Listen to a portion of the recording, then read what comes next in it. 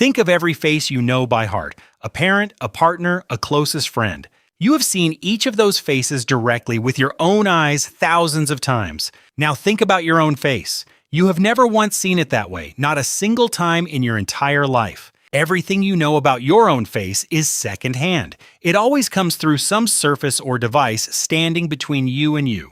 A reflection, a photo, a video, a frozen image. The one face you can never look at directly is the one you wear. Every other person on earth can see your face just by looking at you.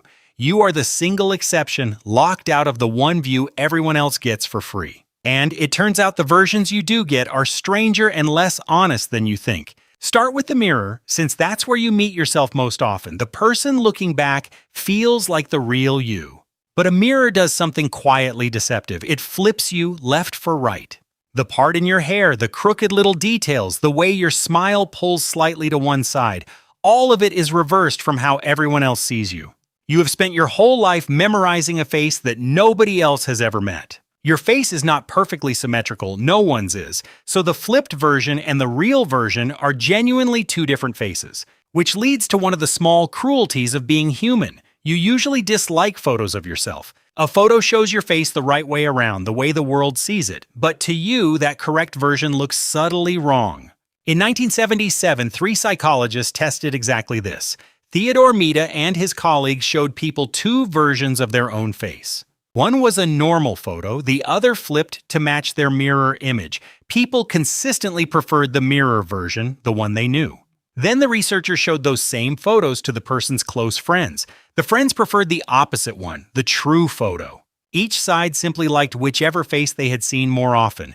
This is called the mere exposure effect, and it's beautifully simple. You grow fond of whatever is familiar, just because it's familiar. It's the same reason a song you found annoying becomes a favorite after enough plays. You are attached to your mirror face for no deeper reason than repetition, and your friends are attached to your real face for exactly the same reason.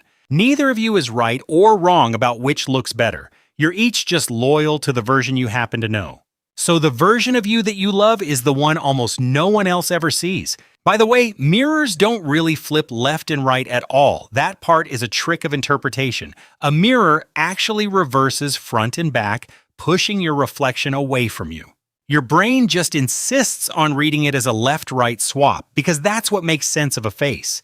Even the simplest tool you have for seeing yourself is bending the truth a little. Hold up a page of text to a mirror and the words run backwards, yet your face somehow still looks like a face, just a subtly wrong one. But all of this still assumes the mirror shows you something happening right now. It doesn't, and this is where things get genuinely strange. You do not perceive the present moment. You never have. Light bounces off your face, into the mirror, back into your eyes. Then your retina has to convert it and ship it to the back of your brain. That journey takes time, roughly 1/10 of a second. By the time you consciously see your reflection, that moment has already passed. You are always watching a version of the world that is slightly out of date. The same is true of everything you see, not just your reflection. Every sunset, every face, every word on a screen reaches you a beat after it happened. 1/10 of a second sounds like nothing, but your brain treats it as a serious problem worth solving. Consider what that delay would do to a person trying to catch a ball. The researcher Romy Nijawan worked this out precisely. A ball flying at 90 miles an hour travels about 13 feet during that tiny delay. If you only saw where the ball was 1/10 of a second ago, you'd never catch anything. So your brain does something audacious to fix it. It refuses to simply hand you stale information and call it the present.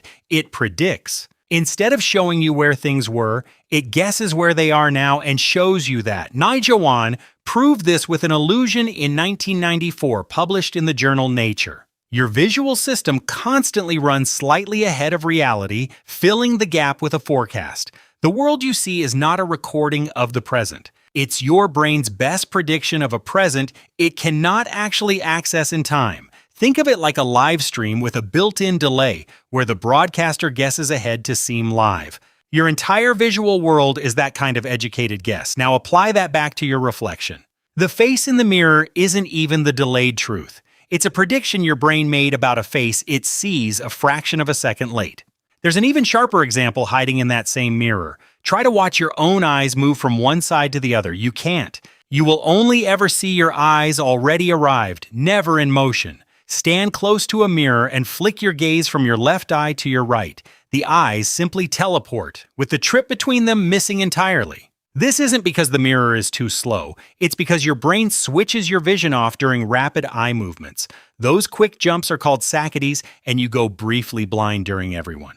If it didn't, the world would smear into a blur every time your eyes darted around. So your brain edits the blindness out and stitches the gaps shut. You never notice the missing moments because the editing is seamless. In 2001, a team led by Keelan Yarrow uncovered just how sneaky this editing is.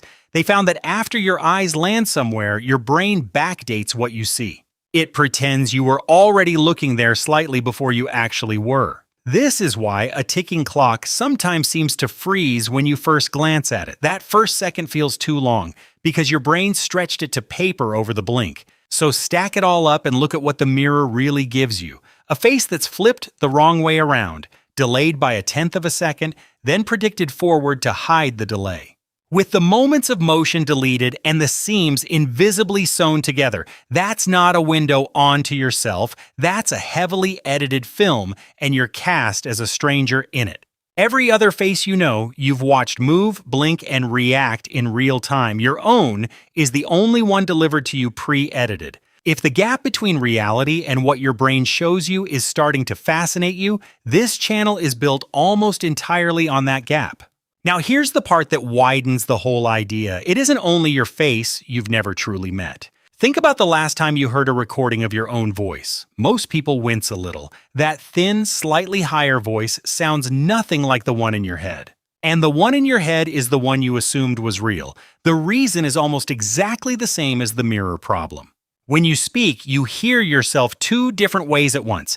Some sound travels through the air to your ears the way everyone else hears you, but a lot of it travels straight through the bones of your skull. Bone carries the lower frequencies far better than air does, so the voice in your head is richer, deeper, and warmer than your real voice. Scientists even have a name for the shock of the recording: voice confrontation. A microphone only captures the air version, the thinner one the world has always heard. The voice you've loved and lived with your whole life exists only inside your own head.